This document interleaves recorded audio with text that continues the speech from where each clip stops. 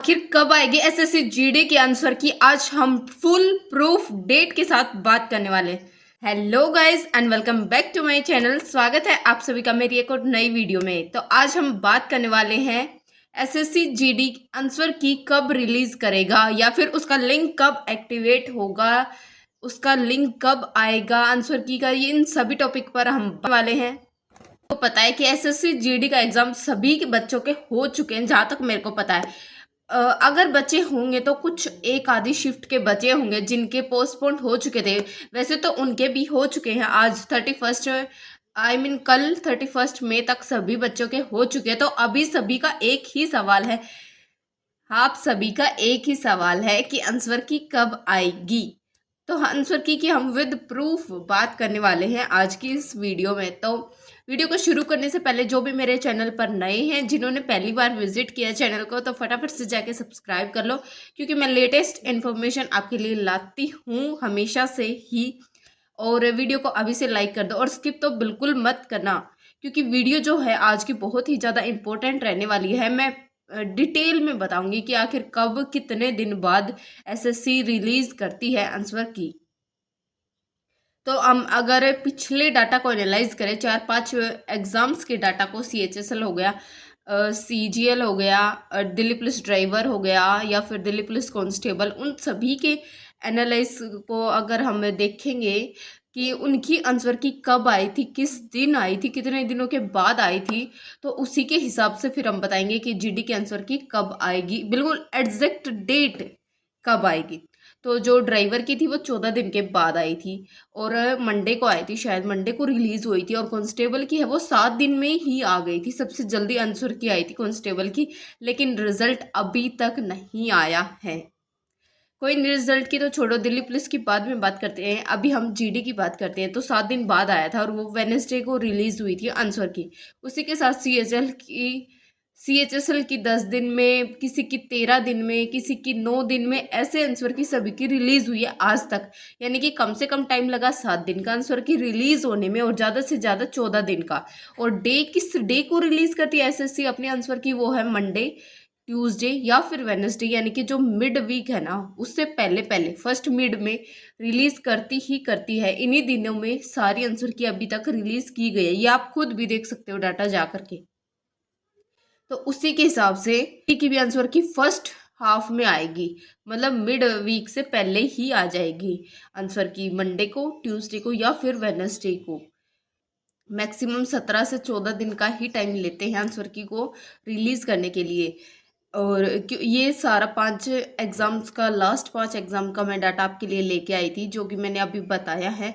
तो इस हिसाब से अभी आज है 1 तारीख और आज मंडे है। तो आप बोलेंगे कि आज रिलीज होगी, नहीं, इतनी जल्दी नहीं होती आंसर की रिलीज। तो आज के बाद जब मंडे आएगा, जो कि 8 को आएगा मंडे, फिर ट्यूसडे 9, फिर 10 को आएगा वेडनेसडे, तो इन 3 दिनों में 8 तक तो नहीं आ सकती, क्योंकि एग्ज़ाम बहुत ज़्यादा बच्चों ने दिया था। इस एग्ज़ाम में बहुत ज़्यादा बच्चे इन्वॉल्व होते हैं, तो इतनी जल्दी तो आंसर की नहीं आने वाली। 8 और 9 को तो आप छोड़ ही दो, तो बची अब 10 जून को, वेडनेसडे को आपके आंसर की रिलीज हो जाएगी। क्योंकि डाटा एनालाइज करने में भी थोड़ा सा टाइम तो लगता है और इसमें बहुत ज़्यादा बच्चों ने एग्ज़ाम दिया था, तो उसी वजह से थोड़ा टाइम तो लेगी ही एसएससी। और वेडनेसडे को आपके आंसर की डेफिनेटली रिलीज हो जाएगी। ये नहीं है कि आप डेली डेली जाके चेक करो लिंक, ऐसा नहीं है।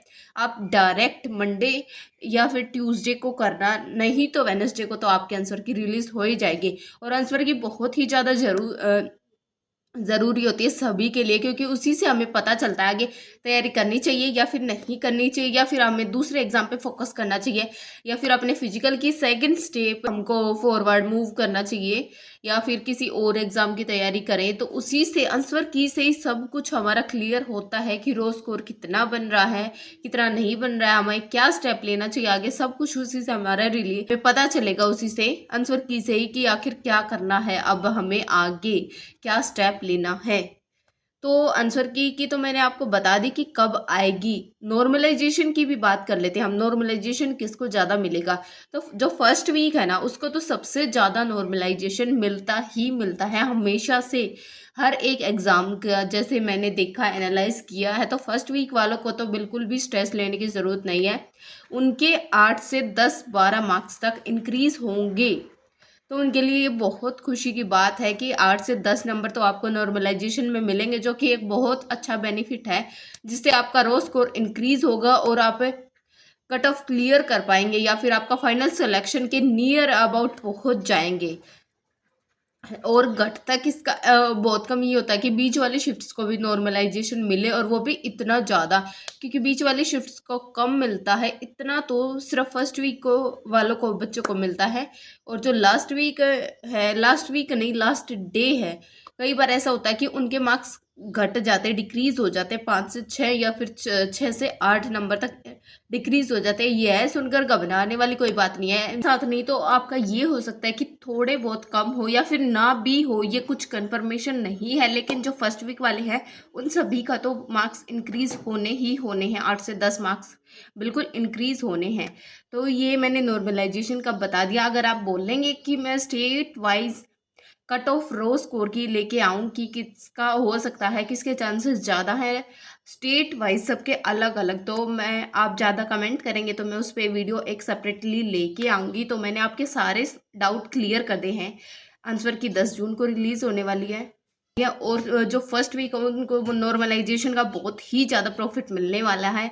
तो आई जस्ट होप आप सभी के लिए ये वीडियो बहुत ही ज़्यादा बेनिफिशियल होगी, क्योंकि मैंने सारे डाउट आपके क्लियर कर दिए हैं। तो मिलते हैं नेक्स्ट वीडियो में, तब तक के लिए आप अपनी नेक्स्ट प्रिपरेशन या फिर नेक्स्ट फेज़ की तैयारी में जुट जाओ अभी से, क्योंकि फिजिकल इतना ईजी नहीं रहने वाला है SSC GD का। मिलते हैं नेक्स्ट वीडियो में, तब तक के लिए bye bye and Radhe Radhe.